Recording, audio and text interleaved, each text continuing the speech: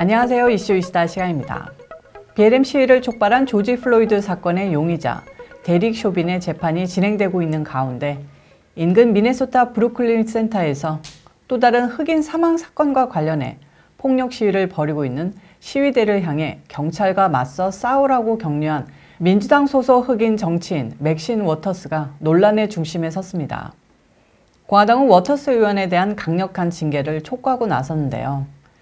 하원의장 낸시 펠로시가 감싸고 나섰습니다. 트럼프 충성파로 과거 소셜미디어에서 극우 성향 댓글을 올렸다고 위원회에서 퇴출당한 마저리 그린 의원은 내로남불하는 민주당을 향해 맥신 워터스 징계가 없다면 가만히 있지 않겠다고 벼르고 있습니다. 지난 17일 맥신 워터스 의원은 시위 현장에서 진행된 언론 인터뷰에서 플로이드를 살해한 경찰관 데릭 쇼빈이 무죄를 받는다면 우리는 가만히 있지 않겠다고 말했습니다. 이에 대해 마저리 그린 의원은 성명서를 내고 워터스 의원의 발언 이후 브루클린 센터의 BLM 시위대가 시위 현장의 주 방위군을 향해 총격을 가했다면서 워터스 의원을 의회에서 퇴출하는 결의안을 발의할 것이라고 밝혔는데요. 그린 의원은 방화, 약탈을 일삼고 있는 폭도들에게 경찰과 맞서 싸우라고 주문한 워터스 의원의 발언은 말할 수 없이 무책임한 것이라면서 민주당 의원들 모두 맥신 워터스를 규탄하는 데 동참하기 바란다고 했습니다. 마저리 그린 의원 퇴출 당시에도 민주당은 우파 성향의 댓글을 달고 큐아논의 이념을 지지했던 마저리 의원을 상임위원회에서 퇴출시키는데 공화당 의원들도 동참해야 한다고 호소한 바 있었는데 시위대에게 경찰들에게 맞서라고 선동한 워터스를 퇴출하는데 반대한다면 그야말로 내로남불이 아닐까요? 맥신 워터스를 퇴출하자고 벼르는 의원은 비단 마저리 그린 의원뿐이 아닙니다. 공화당 전체가 똘똘 뭉치는 분위기인데요. 앤디 빅스 의원은 트위터에서 극접하는 당신의 동네가 불에 타거나 길거리에 폭력이 넘쳐나도 경찰의 예산이 부족해 지역사회를 지킬, 방어할 여력이 없어도 상관하지 않는다는 내용과 워터스 의원의 사진을 함께 올려놓았습니다.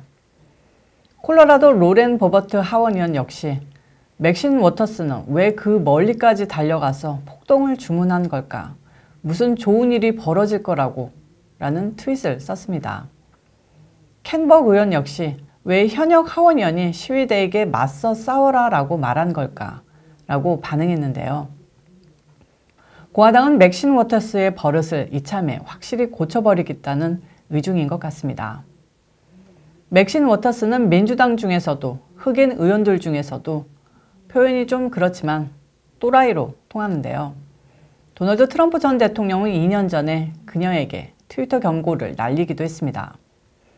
트위터는 지나치게 IQ가 떨어진 맥신 워터스가 낸시 펠로시와 함께 민주당의 얼굴 마담이 된 것 같다. 맥신 워터스는 자신의 지지자들에게 미국을 다시 위대하게 만들자 운동을 펼치는 미국민들을 쳐부수자고 말했다. 맥신 의원, 당신 조심하는 게 좋을 거야 라는 내용이었습니다. 자, 맥신 워터스에 대해서 자세히 한번 알아보자면요. 캘리포니아주를 지역구로 둔 반트럼프파의 선봉장 중 하나입니다. 트럼프 전 대통령의 탄핵에 그 누구보다도 앞장섰던 인물입니다. 쿠바를 여러 번 방문한 친쿠바 정치인으로 미국의 쿠바 금수 조치를 비판하기도 했습니다. 트럼프 전 대통령에게는 미취광이 거짓말쟁이라고 막말을 했었는데요.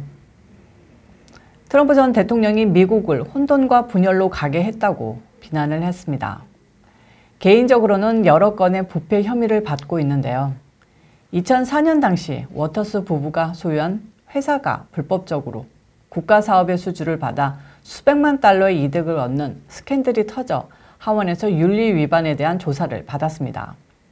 또 2008년 9월 당시 헨리 폴슨 재무장관에게 요청해 자신의 남편이 이사로 활동하고 있는 은행 측과 재무부 관리들의 면담을 주선했고 면담 후 이 은행은 정부에서 1,210만 달러의 구제금융을 받은 것으로 확인돼 또다시 윤리규정 위반 혐의로 조사를 받았었습니다.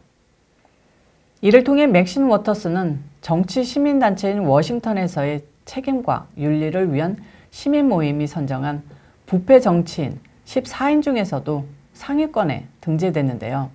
이런 부패한 이미지를 희석시키기 위해 투사의 이미지를 얻고자 논란을 일부러 만든 게 아니냐는 분석도 나오고 있습니다.